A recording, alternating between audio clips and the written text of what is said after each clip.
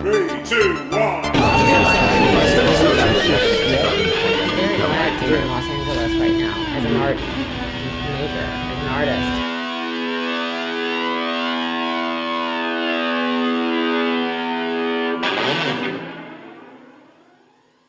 I'm here in Bermondsey in London with Shaun Gladwell at his home, and we also have Loretta Tolnay, who is going to act as the discussant in today's interview. So take it away.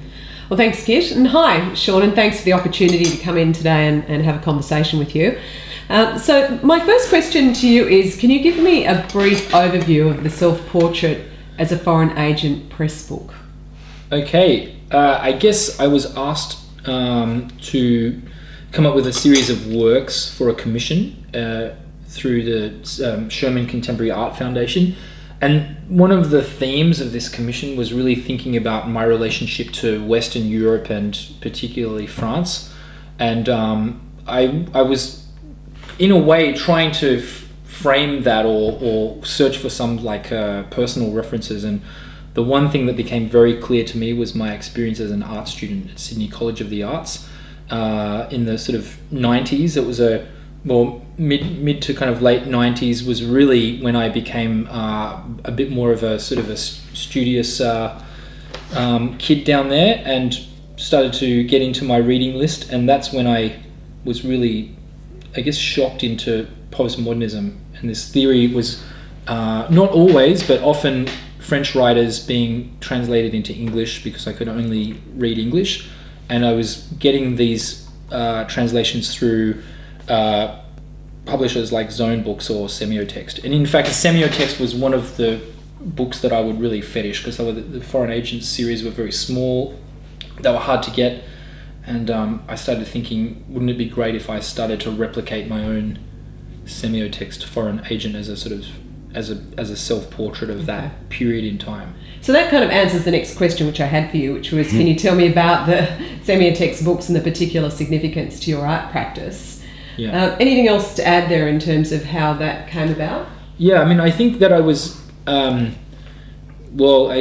would know that it was a pretty influential moment for postmodernism in Australia, even though I guess the late 70s and the 80s internationally would have been the kind of real sort of moment for that mode of thinking.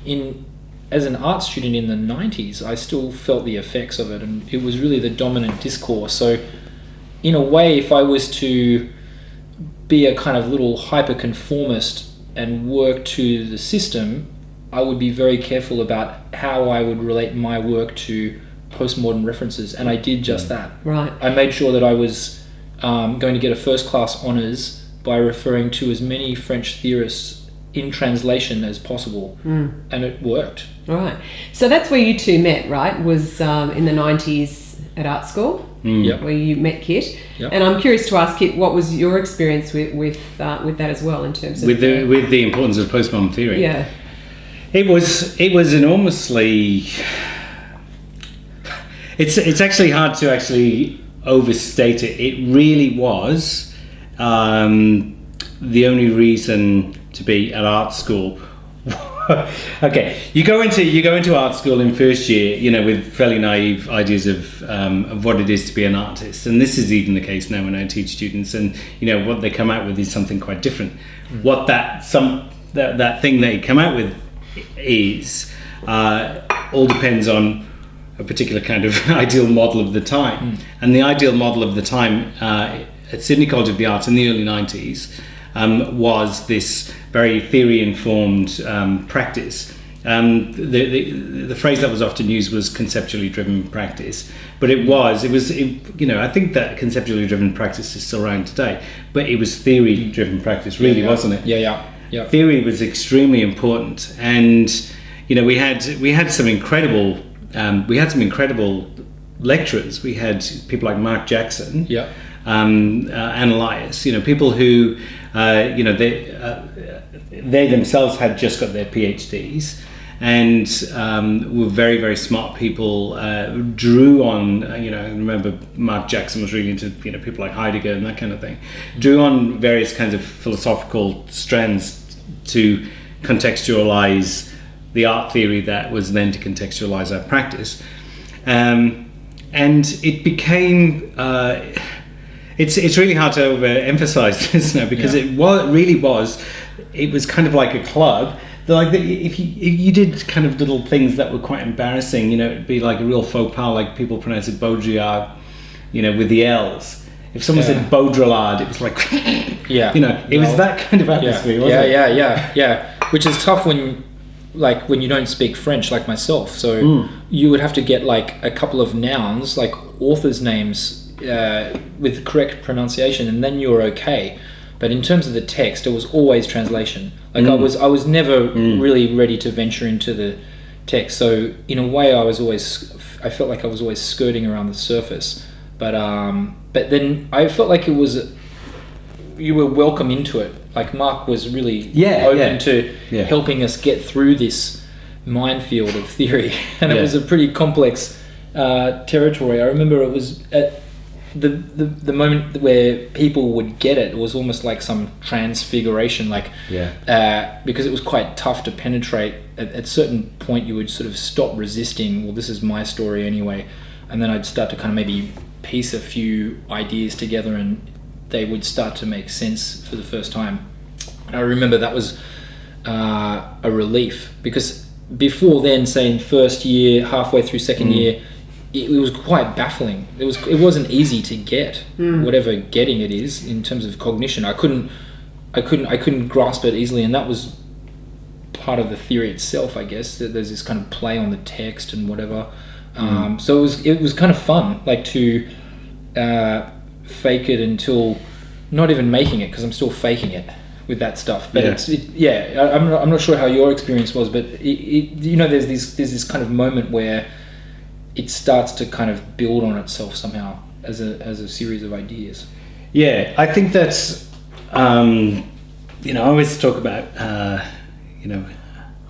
I think having a discourse that was going amongst the students was really important. We had a pub up the road called the Baldock where we used to go play pool, and I remember like getting postmodernism, like getting it, penny dropping as I was kind of playing pool. Of course, this is what the whole thing is about. At least I thought at the time. But anyway, that was really important. But the thing is also, in some ways, what the art education there did was just give you the real general stuff. And if you really wanted to know the detail, if you really kind of wanted to know who Derrida was and what Derrida was about, then that was much more self-directed. And we had, there were some students, for instance, James was incredibly well read, and would get this stuff really quickly. I struggled. I think a lot of us actually struggled to get this stuff. And always felt there was a kind of a sense of inadequacy, I think. Because it was kind of tied, in those days, it was tied to this sense of how good an artist you were. If you were just going in there, and doing expressionist kind of paintings that were about emotion, you'd get laughed out of there. But if you were doing something that was about, it was appropriation work, and it was about the simulacra, and in some way illustrating,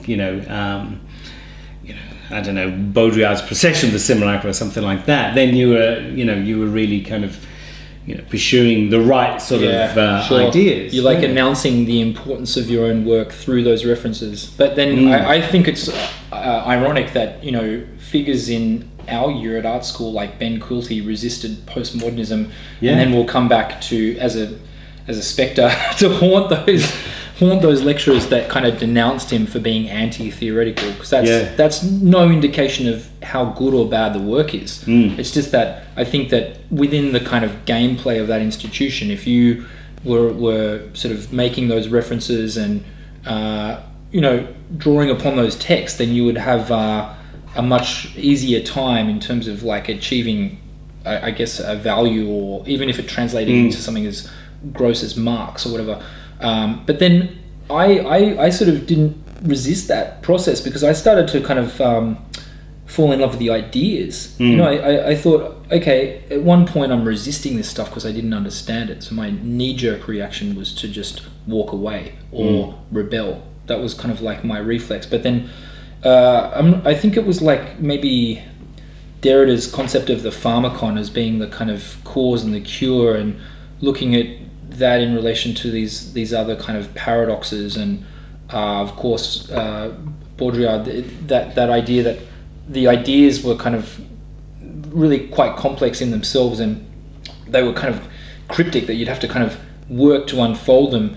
It became a game, and that was I don't know. I sort of became not addicted to that, but that was the intrigue. That there was so much more than even maybe just giving them a kind of lip service in a tutorial.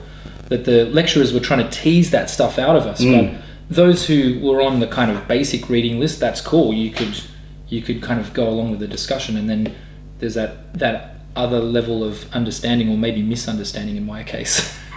But the misunderstanding was actually quite interesting in a way. I think a lot of interesting stuff happened with misunderstanding. So art school was almost 20 years ago, or over 20 years ago now. So there's 20 years have passed since you guys were at art school together. So Shaun, what drew you at this point in your career now to collaborate with Kit and Denise on this project? Yeah, well, I think when I started to think of a self-portrait that isn't even just about me, it's about that kind of that time, it's a bit more of a networked portrait in a way. I was thinking of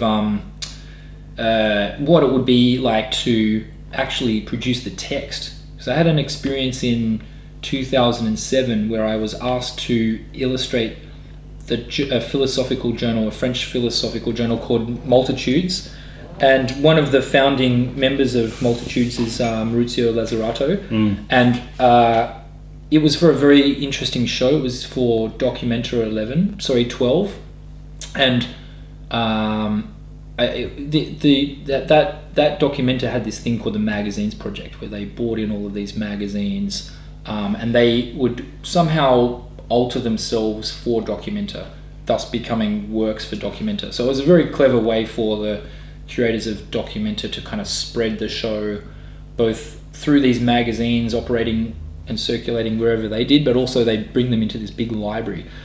And I thought, it's such a standard way for an artist to work, just to illustrate a text, a journal, get the artist in to come up with some pretty images for the cover. And then I thought, well, what's the kind of the converse relationship? How would I invert that somehow? And it would be maybe for me to take the cover of an existing journal or a series of books and then to generate the text.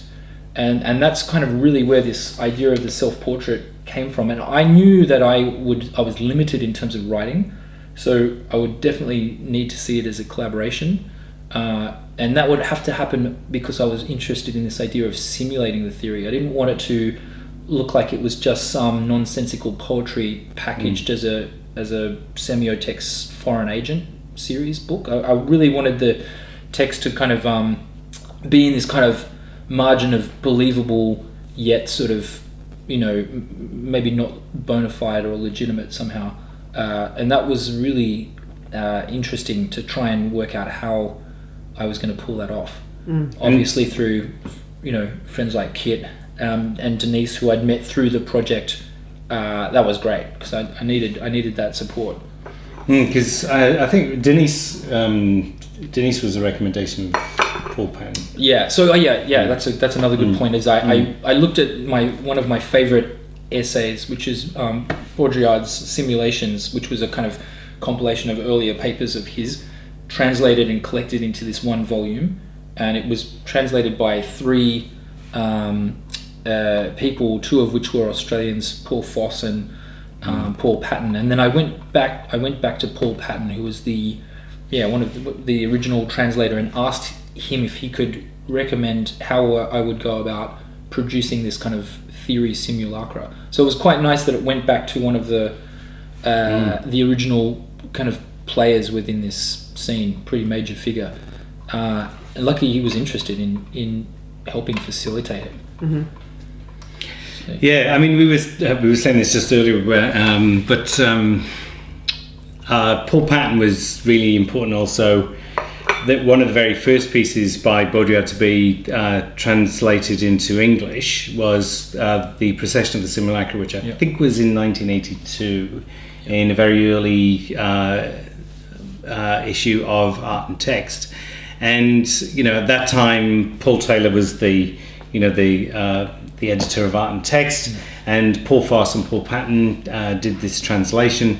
It really was kind of a watershed moment where French theory became really important for art practitioners in Australia, and that kind of then sort of, I think, really kind of spread internationally from that Australian context. Yeah, sure. Yeah. And so it was an incredibly important moment. It's also spawned after that also spawned a whole range of really bad writing that people thought that to have these kind of awkward sentences that had been translated from French was what good art writing was. So that was one of the unfortunate consequences of it as well. But I was going to say with the Baudrillard thing, I was getting to a point there. Damn. This is it. It's hard to get to the point with this kind of field of thinking. Actually, I've got a non-teleological question.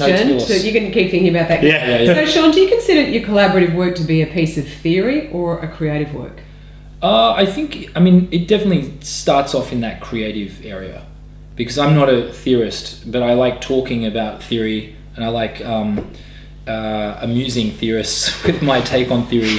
But then I think that because one of the key references in this project was pataphysics, I had to look at, if there's a kind of a pun on theory, and even if you have this kind of idea of a concept being a pun or a puncept, then that kind of gets collapsed into theory itself. That theory seems to be able to co-opt and sort of digest pretty much every other coordinate. So it's kind of one of those tricky questions. I'm not sure if it ends up being theory or not. It's certainly fun. So another question is, which I find quite interesting, you talk about, or Kit talks about, you both talk about Duchamp's bicycle wheel 1913. So how did the process resonate with Duchamp's bicycle wheel 1913? Yeah, I thought of this, what I was going to write about. Like, it would be great to produce a text, but I needed a theme and a structure, and I even needed a kind of a sort of a theoretical structure that would kind of match like the writing in the 80s that we were getting. And there were quite a lot of systems being proposed and a lot of kind of neologisms being generated. So I wanted to kind of enter that way of thinking. And then I had a project where I wanted to take Duchamp's bicycle wheel and turn it into a functional sort of unicycle. And I thought that work maybe presented a few ideas that I had and I've been having for years now around function. And that would probably be the best place to really situate the text around this idea of function. And then the bicycle wheel kind of being taken by Duchamp from these functional objects and then turned into a sort of a dysfunctional, very famous work, then would be returned to the world of a kind of, in a way, a negotiated function. That became the way I would think about both essays. The one that I worked on with Denise, or rather she wrote, would still kind of look at the Duchamp as a kind of model, even though it wasn't as clearly stated as maybe the text that you headed into. So yeah, it was good. I just needed a kind of an anchor. Yeah. It would have been great to just let the text float, but it really needed to chase that 80s structure. What's interesting though, I was going to say, a lot of your work involves mobility. You've got your skateboard installations, you've got the stuff you do on the bikes. Yeah. You've actually got installations where you're filming kids on bikes. Now you've got this bicycle wheel, this static wheel from a historical artwork. What's the connection there? Vitals. Yeah, citation of form. Yeah, no, it's. I guess it was a work that was just begging to be activated for me, and I weirdly enough had never seen it being written. It had been reproduced so many times by art students and artists because of the nature of the ready-made being there and available. And a stool is still generally a stool from 1913, as well as the bicycle wheel and fork. So it's an easy one to replicate, and I just never had seen it activated on that other level. But through my interest in sort of BMX bicycle riding, I've met probably about 5 people in the world who ride a very particular kind of bicycle. So it's a BMX bicycle, and within BMX it's a subgenre of BMX called flatland, where they don't use any ramps or street obstacles. They just use the bike and a flat piece of ground. And even further still, in the sort of sub-genre of this bicycle riding, they ride without brakes. And those riders, the professional riders, brakeless flatland BMX riders, already have a kind of a walk-up start to bicycle wheel. All they need to do is install like a tube, a tire, and these little platforms either side of the axle, and they can work with this thing, which is kind of incredible. Because I look at it and think it's mission impossible in terms of its center of gravity and the way that it repels the body. These riders just have this immediate understanding of how to balance on that thing. So the bicycle wheel was just a great kind of work to conquer, but not through my own skill, through co-opting the skill of others. So yeah. But I was going to say what were you going to say there, Kit? the fascinating thing about bicycle wheel is that the Duchampion ready-made is the core of the idea of the Duchampion ready-made is to take an object that has some kind of function in the world and defunctionalize it by making it an art object. Because around about this particular time, 1913 with the bicycle wheel, 1917 with fountain, which was the urinal, the notion of art is essentially that it is an aesthetic and defunctionalized object. And you mentioned as well, in the notes that we were exchanging, that preface to Portrait of Dorian Gray, where wild, it says at the end of it, art, because art essentially, or art is useless. So the idea really 100 years ago is predominant that art is something that doesn't have a function. So the idea of then getting a stool and the seating surface where you put your bum, sticking then a bicycle wheel right in the middle of that, so that the bicycle wheel is facing up and can't be on the floor. To have that object mutually defunctionalizes both the bicycle wheel and the stool. And I think the interesting thing that Shaun then does to then get the flatland BMX rider, in the video it's Maddie Hemmings, who you get to ride it, is to then actually re-functionalize it. And then actually the performance of re-functionalize it becomes the artwork as much as the object itself. Yeah. No, I was thinking if Duchamp tried to formulate like an object, like collage two formally functional sort of bits into this new Frankenstein of a sculpture, if he was trying to get it to the point where he would conceive it never re-entering the world of function, and maybe because it took an obsession with recreational time and extreme sports for this other activity to come along that would be able to activate the sculpture. I was always thinking that the first ready-made that he ever produced was always kind of the toughest in a way in terms of thinking about reactivating it somehow. It's but then there's also a double play. I was always thinking that because we still know the stool as a recognizable form, and we still see the forks and the wheel, and knowing where they've been sort of removed from, we still know its history as a kind of industrialized functional object, rather than it being like, I guess, the painting that in his kind of assisted ready-made, like the Rembrandt being the ironing board, we kind of already know the painting is in that other aestheticized world, purely optical world, or whatever. So it's kind of tough, because I feel like Duchamp has been so heavily theorized as well. It doesn't matter which way you go with the practice, it's been covered.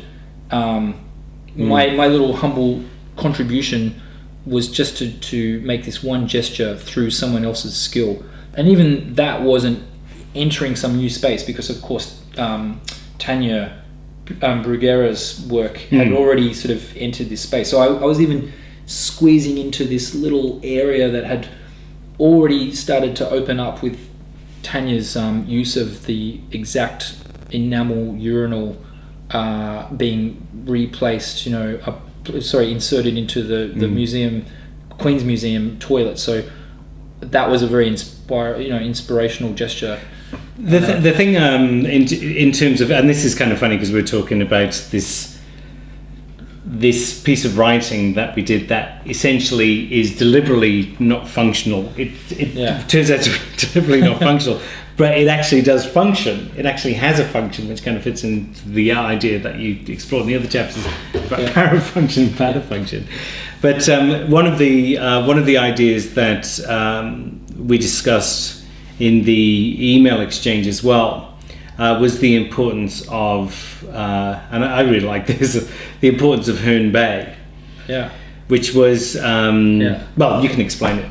The importance of Herne Bay for the bicycle wheel. Yeah, I mean, I guess Herne Bay being such a huge centre for ideas and activity, where you know, I guess there was this interest in maybe where Duchamp's life hadn't been theorised or somehow historicised or covered. And I thought, well, maybe it was when he was in Herne Bay, but it turned out that Herne Bay has this huge festival that celebrates Duchamp's time in Herne Bay, which is very short-lived, only a month or so. And August 2013. Yeah, so you know he was there with his sister, chaperoning his sister to learn English, and that's this moment where he spends some time in this kind of little kind of Victorian seaside holiday town, and then maybe because he's not connected to his studio, or he doesn't feel like he is driven by work, and he's even questioning the nature of his work. At that very pivotal moment, we're talking 1913, so it's the big transitional moment for Duchamp. He goes back to Paris and then assembles Bicycle Wheel, and it's also said that he was already generating notes on what would become the large glass from Herne Bay, as well as he's involved in all that contrariness that we've already read about, thinking against painting and the purely retinal, and then he's already thinking about fountain as well. So that's a huge trifecta for art to have to consume and then deal with and process for the next century. But the fact that we could load up all this importance to Herne Bay was really fun. I thought that it's something that I hadn't really read about enough, and then for us to just head in there and give it the maybe the status of a geographical location being the kind of the psychogeography of the first ready-made full stop is maybe for an art historian suicide, but the fact that we could do it in our essay was really well, your essay rather, my poem, Kit's essay. I think we should make that distinction. I wrote a poem, Kit actually did some serious thinking and writing, so yeah. So Kit, how do you see your contribution to the project then? Well, when Shaun asked me to be involved in it quite late in the piece, anyway, because we had an interview in London. I interviewed Shaun in London, I think in late September, early October of 2014. So this is only a few months ago. But the semiotext, all the things that we've been talking about, you already had those ideas in training. You'd already got Denise involved. And then I think it was actually over around about Christmas time. Shaun asked me to work on the second part of the book, in which we actually do discuss the reverse ready-made, turning the bicycle wheel into a usable functional object. And I started, I think the process is kind of interesting because Shaun's, of course, over here in London, and I'm over in Newcastle in Australia at the particular time. So we're actually on converse sides of the world, sending back into ideas. Shaun's saying, maybe we could write this piece that is kind of like a piece of, freeform sort of poetry. So I came back and said, how about we make it start as if it is a continuation of the work that he'd already done with Denise, which was a kind of a theoretical work. So it starts off as a theoretical work and then breaks down as it goes along. Sorry. So we discussed those ideas at a very sort of general sort of sense, and then we kind of actually broke the task down. So that it initially started off with I was going to work on the theoretical part, and Shaun was then going to work on an action log of the video of the performance. And also a first person present tense description of him in the studio. The way I described it in the emails was being like a scene out of Being John Malkovich, where you get inside of the person's subjective position. Anyway, the way that I ended up actually working out was I started off with some very general theoretical material, which I actually went back to my PhD thesis and looked at the most ridiculously verbose bits that I'd done entirely appropriate. I'll use this as the basis. So I started using that as the basis, but then I'd send it back to Shaun, and Shaun would then go, okay, can we put a reference in too? So in fact, one of the key texts that influenced what I wrote then was entirely your suggestion, which was the Lazzarato work. And the way that it ended up, and I think you also worked with Denise in a similar way, the way that it ended up was that the theoretical piece, which was kind of like my piece, actually was very much a collaboration in that you would write back to me and you'd say, I've got this idea, can we possibly work this in? Sometimes it would take me days, even weeks, to kind of work out how that would how I would be able to articulate that into the argument or into the structure of the theoretical part. But it's it like worked. Theoretical challenge. It was like, how can you put this? Can you put this in there? Okay, maybe not. Maybe. Oh, hang on. I wake up in the morning and go, hey, I thought of a way of doing it. Well, they weren't easy kind of dots to connect, and that's why I definitely knew that I needed a writer theorist, because I wasn't going. Maybe I would be able to read material, but I couldn't synthesize it. Not like that. So but then also, conversely, you were suggesting the point of view studio as an extension of the action log from this performance that I did. So we were kind of cross-fertilizing each other's text in that way. It was a kind of a two-way influence, which I thought was important, rather than me just coming up with this poetry or this kind of free verse and then you having to deal with the theory. As well as with Denise, there was this kind of general influence from both writers, which and I don't consider myself a writer, so there you go. I was just really happy to see this process take place, and it kind of just organically fell into its own form. I felt like in the end, I think you formatted it, and it broke down as we were kind of hoping, that it sort of does trail off, and even to the point where there's no real distinction between an action log or a first person text in a studio to the kind of theoretical material. It all gets kind of butted up next to each other. So, and it's actually quite readable, which was the surprise, I think. Yeah, which is why we essentially failed on both accounts. The whole book was supposed to be pataphysical nonsense. So Shaun, on that note, who do you see as an audience for this work? Well, clearly Kit and myself. Yeah, it's very circular. It's very just circular. Just get 2 copies published will be. Yeah. But no, actually, I mean, to be very clear about the simulacra, like it had to be published if I was to take everything into account. Like I love this Genet theory about paratext. Like that the paratextual information is the endnotes of a book, the cover, the publisher, where that book is circulated. That also generates as much meaning, arguably, as the text itself. So I wanted to really engage that paratextual information, and in doing that, I also wanted to get 1,500 copies of the paperback published, which is the original edition number for the foreign agents. Right, yeah. So there's going to be quite a lot of them out there, unfortunately. A lot of them will hit remaindered stock. The other interesting thing is, because I did go back to the editors of Semiotext, which are not the original editors, although Severi apparently did okay this through Hetty, the new editor, and I said, look, I'm interested in an exact forgery of this book, like everything, right down to the barcodes, the fact that it's distributed by MIT, the end matter, the colophon, everything, and they're interested in it obviously because they're open to ideas, but but we can't sell the book, which I think is lovely. That the book can only ever be taken by donation or maybe inserted into the bookshelves of somewhere, but whoever decides to buy that book ends up getting it for free.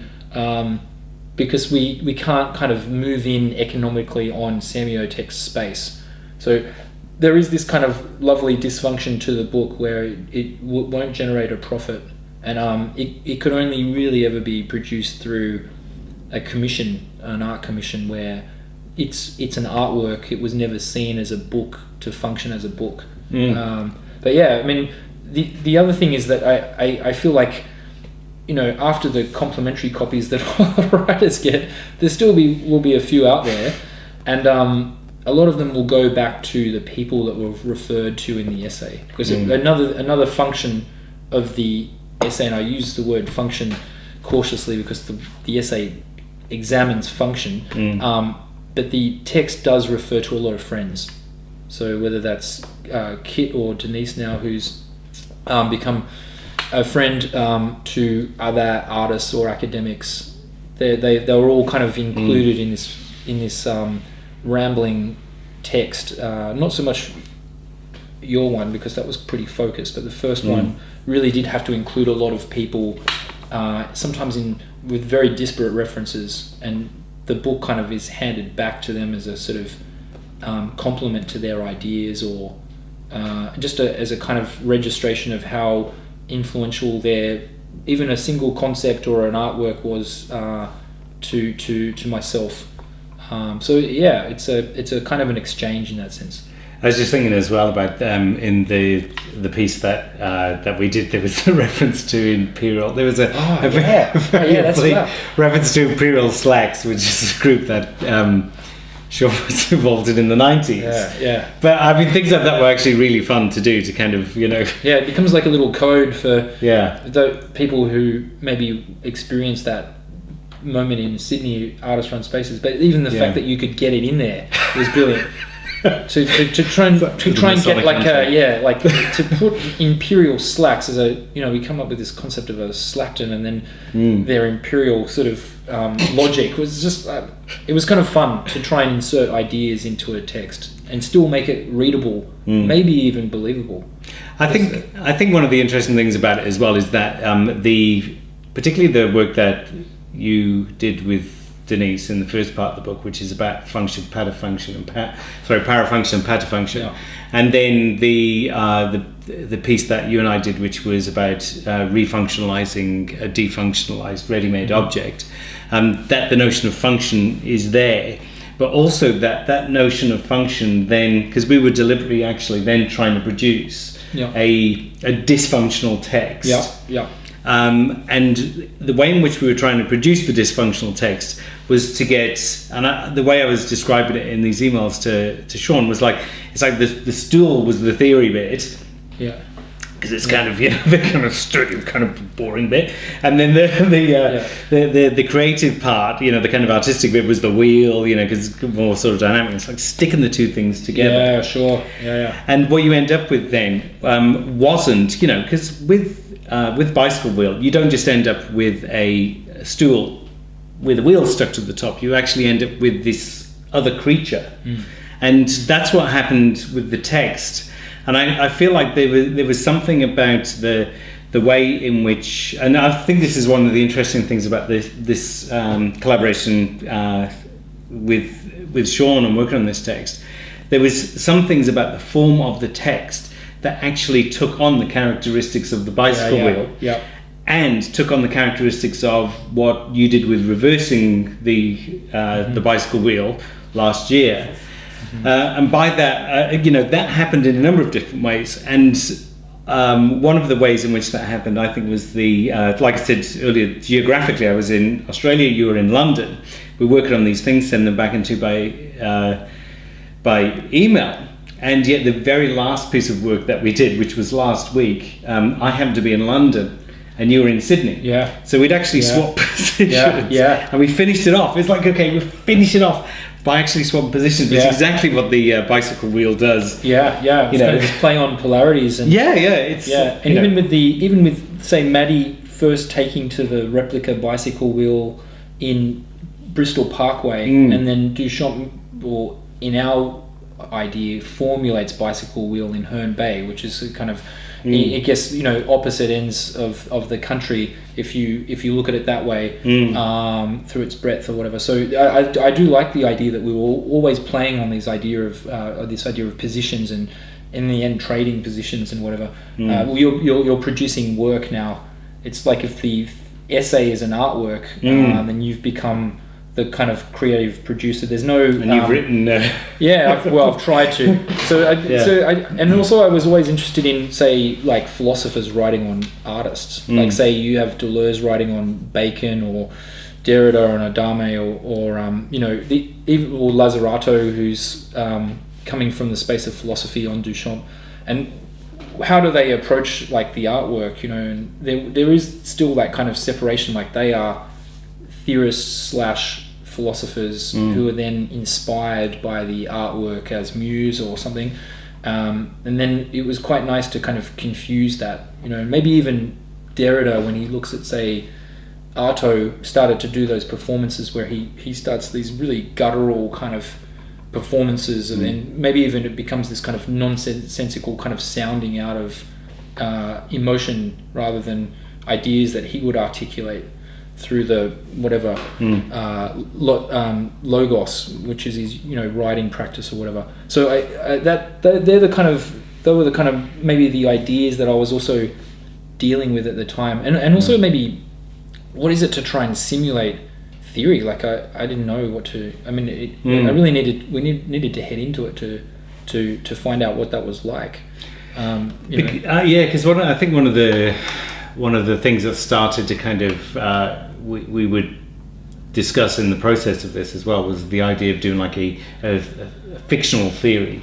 Yeah. Like so, you would produce, like, there must be a whole genre, like a subgenre out there ready to kind of spring into existence of theory that is just entirely a creative act, where you're actually drawing on non-existent references. And coming up with what could be possible. In that, because it would be like a kind of orphan genre. Like it would be something like I was even thinking, what were the references out there already? Like I remember talking to Paul about say Italo Calvino's 79 novel, On a Winter's Night, A Traveller.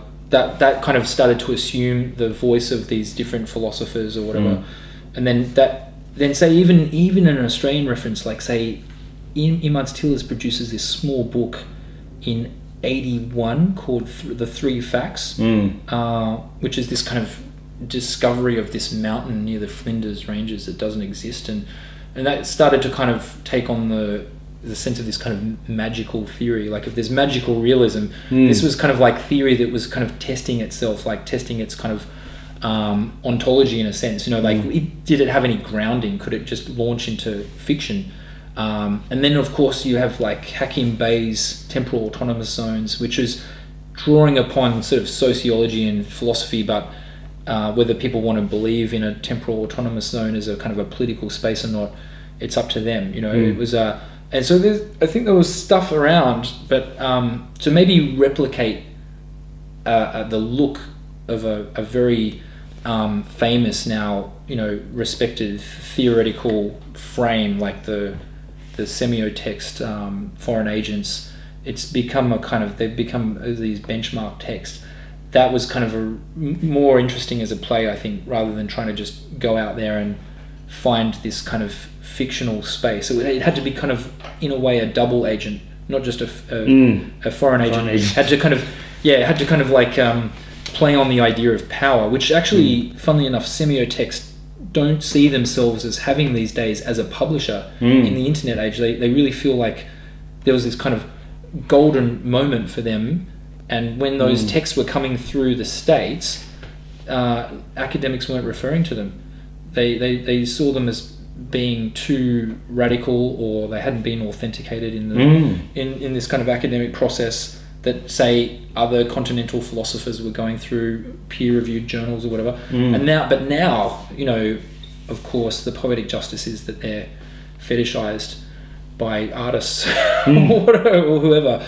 So I did like the idea that the project tried to grapple with all those ideas, and a strange genre maybe doesn't exist, or there's examples out there already, and a publisher that has kind of is still I guess the publisher is also involved in this, trying to come up with a theory fiction interface with this Native Agent series.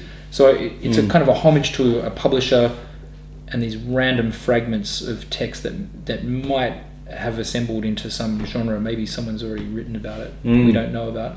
And maybe they'll forget our text. Maybe it'll be isolated. It will not be included in that study of fictional theory. So where to from here? What's the next project? I wouldn't mind doing it again, actually. Yeah, it'd be really good to do another book.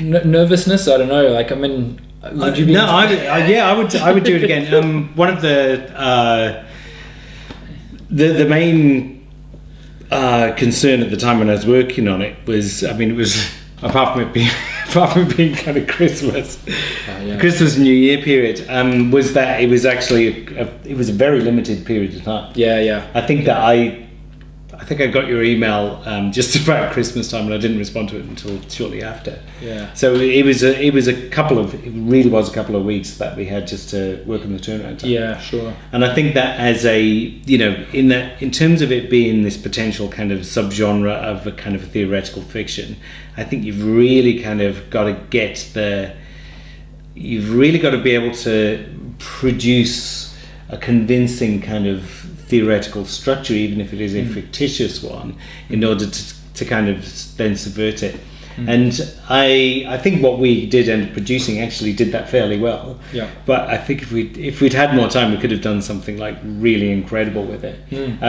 So it was the time constraint was the main one. I'd certainly be interested in doing it again. It was one of the real thrills for me is when you work as a theorist, you get used to just working completely on your own, and you bounce ideas off people, and people read your stuff and give you feedback. But to actually work, it made me think. We're talking about how someone like Deleuze and Guattari would have worked, and the various things that they would have contributed to what they produced. It made me think about the possibilities of there were lots of things that you'd suggested in the text that I would never have thought of. And even though you say that you could not necessarily have written the theoretical part, those ideas could not have happened independently of you contributing those ideas in the first place. So I think that was really interesting. Really, it is this text that after about the first 1,500 words starts to break down and becomes this other thing. But I think also in that first half that we actually do have a really good text that functions to add context to the reverse ready-made work that we did, and that isn't like my theory. It's not like Kit's theory text and then Shaun's kind of creative stuff at the end. It really that first theory half is very much a collaborative piece, and that was interesting having. Allowing that kind of level of input from someone else. It was great. It was really productive, and I wish I could work like that more often, working on theory stuff. Gee, watch what you ask for, man. I've got one other question I'm curious to ask you. So again, going back to 20 years ago when you were a student, if someone had given you this book in its now virtually finished form to read, how do you think you would have reacted and responded to reading it? Yeah, I mean, it's tough because I guess I would hope that I would read it like I would read the other texts, because it looks like a foreign agent. Sort of, it would get under the radar and sort of infiltrate. But maybe I would see a difference. I mean, certainly all my interest would pop up, and I'd be looking at a mirror in terms of my interest in, say, theorizing about, say, aircraft engines or the fetishist or whatever. There's a whole series of interests that I had, so that would be quite scary to think that someone had beaten me to the punch on so many calls. So it's tough, but I certainly wouldn't have thought that I was lining myself up to write and package, write in this collaborative way and package a work as a piece. I don't think at that stage I would have seen that as being an artwork that I would have co-authored or something. I think that probably would be outside of the limits of my understanding of work at the time, perhaps. Even though that was happening in the 80s, people were, the theory text as an artwork, that's not new, and you've got people now, like even in the 90s and the kind of noughties, Seth Price and Liam Gillick, Paul Chan, people were writing as a part of their practice. It's just I didn't see myself as one of those artists. So, it'd be shocking. Anything to add there, Kit? If I'd, I'm just thinking about those kinds of publications, and it's kind of funny because they'd be weirdly kind of passed around, because I think they were actually quite hard to get hold of, weren't they? Yeah, that's why I think I fetishized them, because they had sort of some sort of objectphilia around books. It was this idea that you couldn't get them, and they were kind of always passing around, other people's sort of bookshelves or whatever. And then, but once you did get them, they were the perfect format to lay on a A4 photocopier and get 2 pages out of one A4. Yeah. And so it was. So I kind of knew them more as A4 photocopies bound than I did as the bound book, which was somehow the original, yet the multiple. And I think that's there was a much more than 1,500 by the time I got my hands on them, because they'd been re-edited, re-editioned or whatever. But even the idea that it was a time where I was trying to search for information that might not have got to the library yet, although a lot of them were on the reading lists, so they had been sort of photocopied in those by lecturers in these kind of beautiful readers for courses, but it was just pre-internet, so it was like we were still in between two worlds. You could go to the internet terminals and do some kind of desktop publishing, but maybe we weren't able to access those texts online because they were still copyrighted in books. They hadn't kind of hit the kind of digital rhizome yet. So. Yeah, and I was going to say, if you ever did see those books, they were always really dog-eared, because they're kind of pocket size as well. Yeah. So they're easy to kind of actually literally stick in your pocket or throw in a bag. But because the actual original books would, I don't even know if they were expensive because I never bought one, but you saw them around and they were dog-eared because people would go, read a bit of this and blah blah blah, and they would get passed around. So I think also that added a lot to their mystique.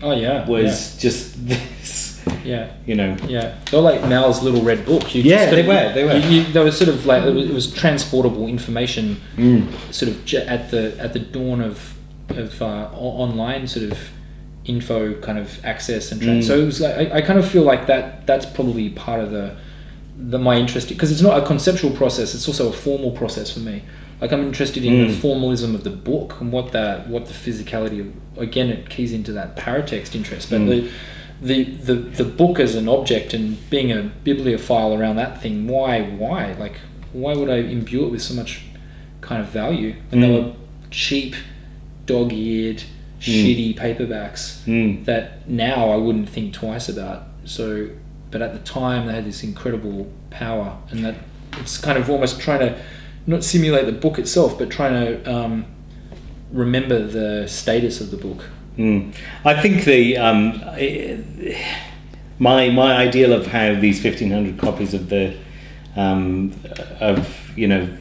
of yours will turn out is that hopefully they will be dog-eared. Sure.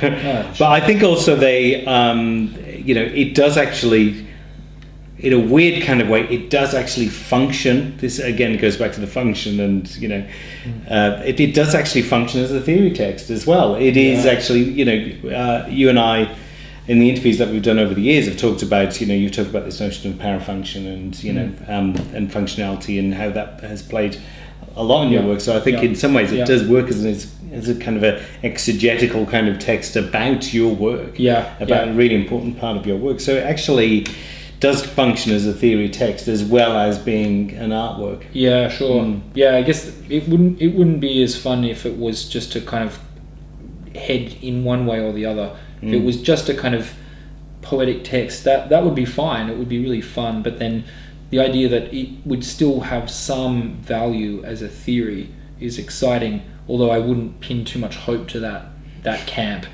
Only because so we've got the out where we go, no, it's an artwork. Yeah, exactly. It's a kind of get out of jail free card in terms of theory, because you can always go back to that. It's a concept. It's not a concept. It's not fully formed as a theory. Oh, well, you were totally misreading it. Sorry about that. So yeah. Anyway. So once it's published and you hear people who have read it, and you walk past and you hear some people describing it, what sort of words would you like to hear describing the book? Incomprehensible. Crock. Yeah. Nonsense. Yeah. I mean, I guess it's kind of a bit of it's loaded dice really, because I will be sending the book back to people who are implicated in the theory. So there's this joke that Nikos is going to be heavily referenced. So how will he have the same? He's going to be critical because he's a very critical thinker. So he can damn the rest of the book and how we've completely mutated, abstracted, attenuated his beautiful concept of parafunction. Really demolished it in terms of applying it to everything. If parafunction applies to everything, does that kind of, in a way, water its descriptive power down for what he was talking about, which was kind of these urban spaces that he was seeing in Manchester at the time being misused. Now we're kind of talking about pictorial parafunction as being a kind of synonym to appropriation, which is massive. It's like really becomes this hydra-headed term which starts to become applied to absolutely everything that stands still long enough. So he might be offended by that, that we've sort of really abused and stretched his term, and I look forward to that conversation. I think one of the interesting things as well was that it's it's like we were saying, the get out of jail free card, because it's a creative work and therefore it's not kind of a proper sort of theory work. At the same time, when Shaun sent it off to Paul Patton, because Paul Patton is such a intellectual giant in the philosophy scene in Australia, I was kind of instantaneously embarrassed. Oh my God! How can we give this to Paul Patton? Yeah, here comes a real peer.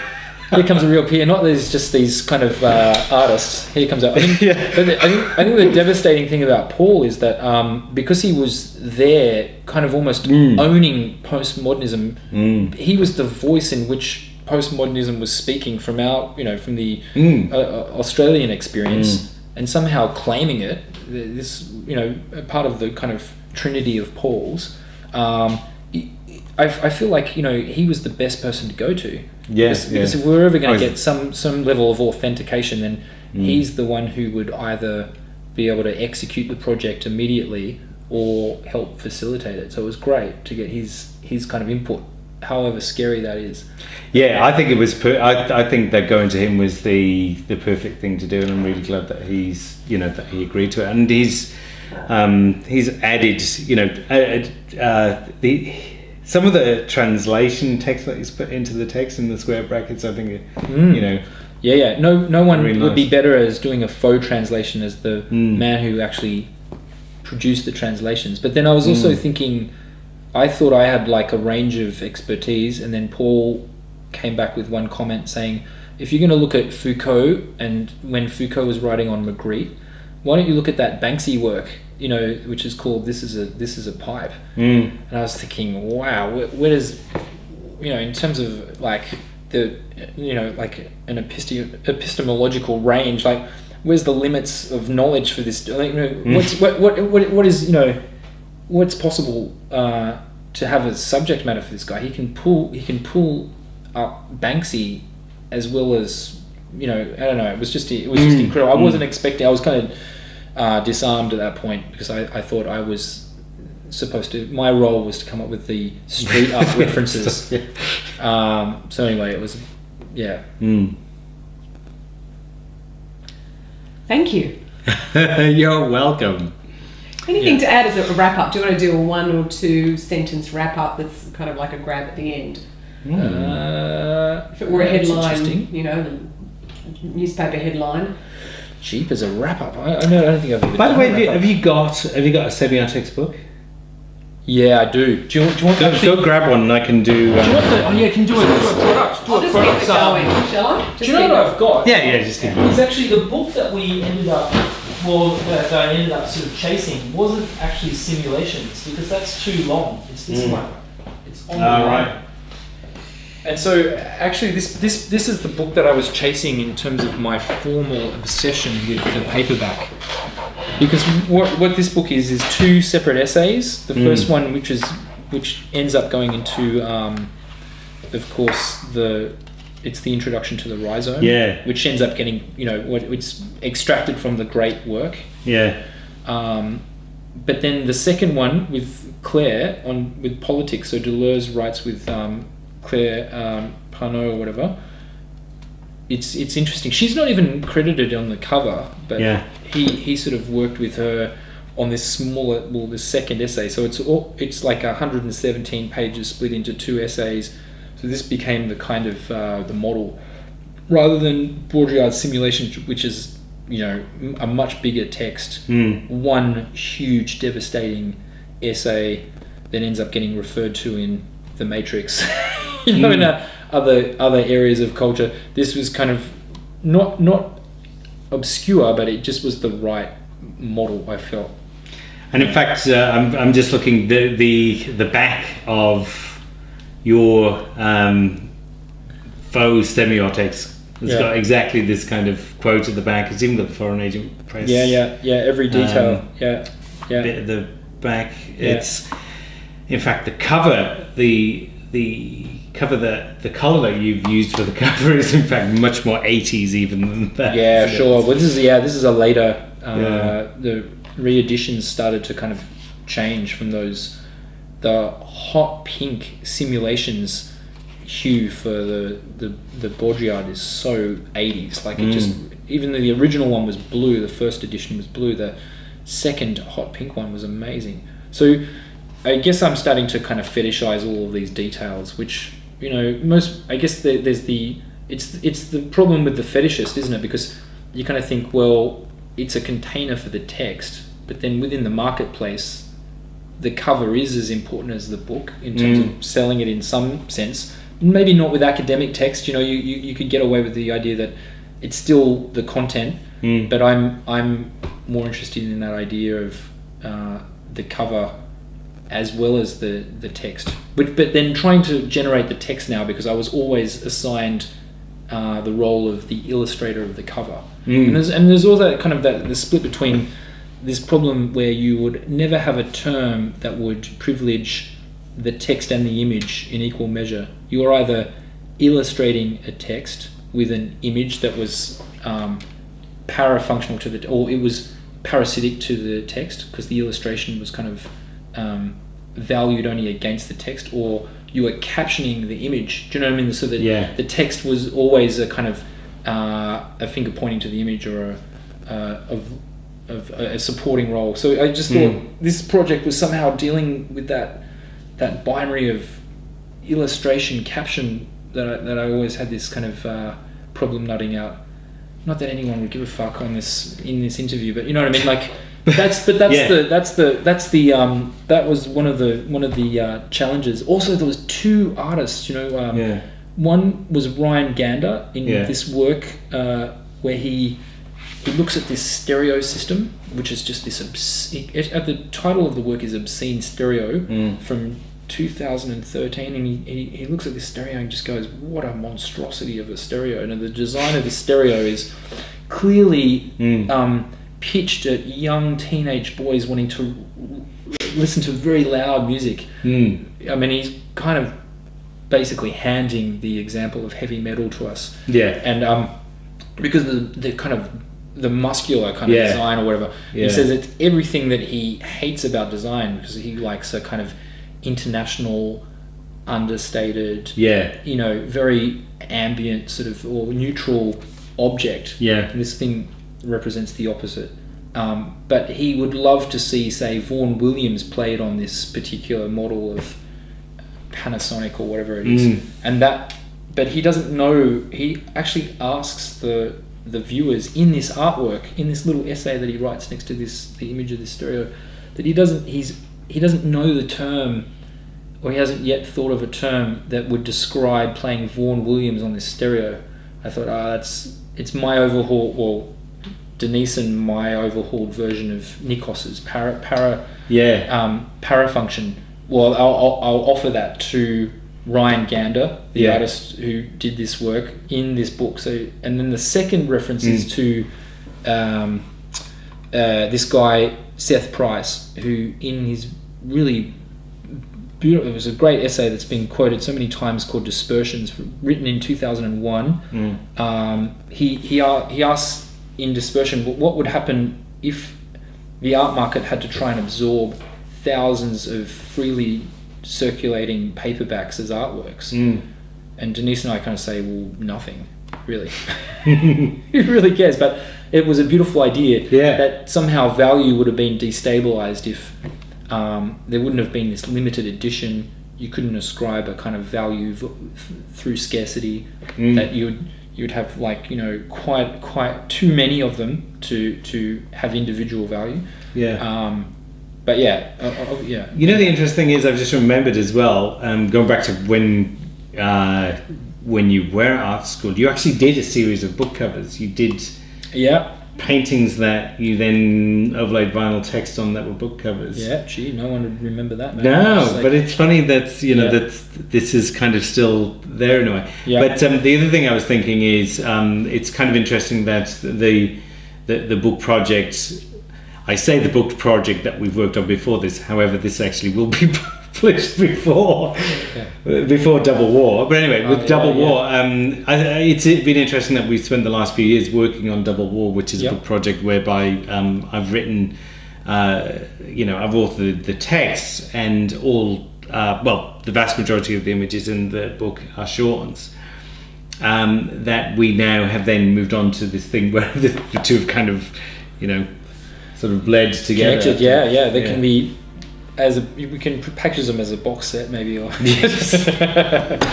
anyway.